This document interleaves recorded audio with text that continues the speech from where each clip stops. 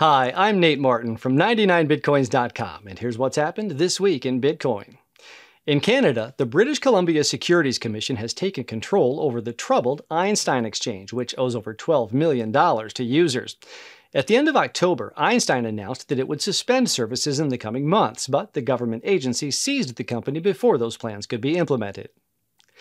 According to a published study which looked at job postings on the site Indeed.com, the number of crypto job offers increased by 1,457% in the period from September 2015 through September 2019.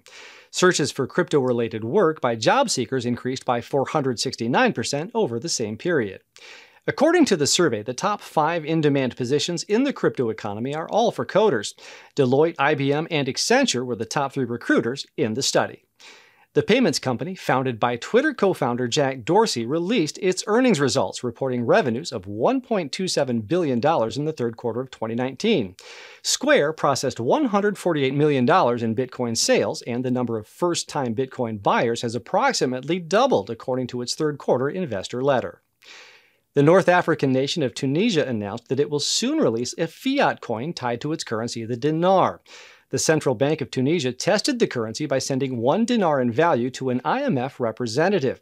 Citizens will soon be able to use the e-dinar to save or make payments. The Tunisian Central Bank wants to use it for international transfer in lieu of the US dollar or SWIFT system.